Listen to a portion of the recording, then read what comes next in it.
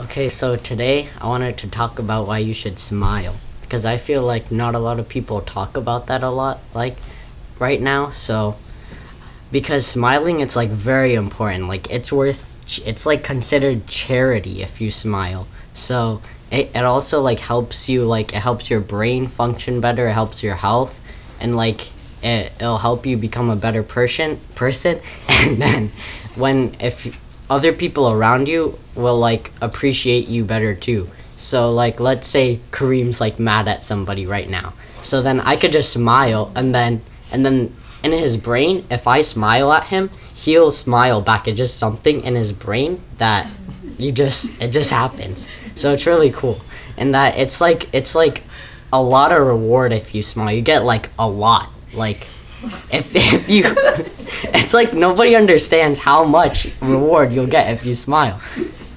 Like you're all laughing right now, but you get so much reward. The point of all of this is that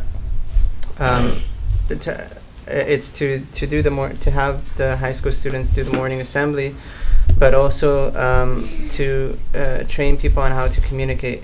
And it's one of the things that the Prophet ﷺ was blessed to have a quality in him, because as you know, he was never taught a lot of these things in terms of reading and writing, and he learned through observation, and he learned through what his elders did, and then he ultimately did what Allah expected of him, sallallahu alaihi wasallam. But one of the things that he was very good at was communicating verbally and also non-verbally, which is what Azim is talking about. So there are people who had a reaction and a response without the Prophet even saying anything to him. And so Azim advising people to smile is based on what the Prophet advised people to do verbally, but also what he did himself just by default. That was his personality. So there are people who would see the Prophet smile, and there's like, if you go to the Shama'il and things like that, chapters written on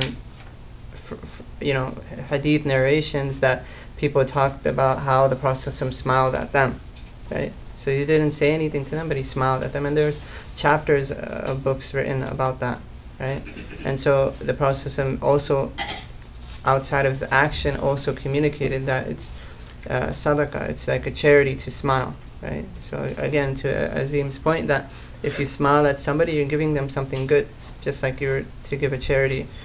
And then another point, the final point that he mentioned, is that there is like a biological effect on yourself and others when you smile as well, right? Unless a person is hard-hearted, but typically the natural response is that a person feels comforted and good when you're smiling. It's a human response, right? So you can go to any culture, and in most cultures you'll find that a smile is a sign of like peace and safety and happiness, right?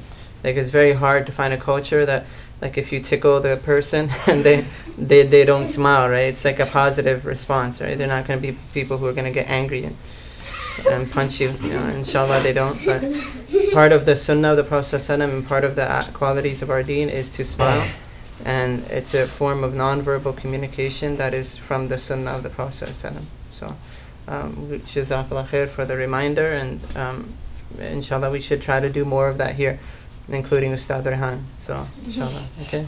Assalamu alaikum. Just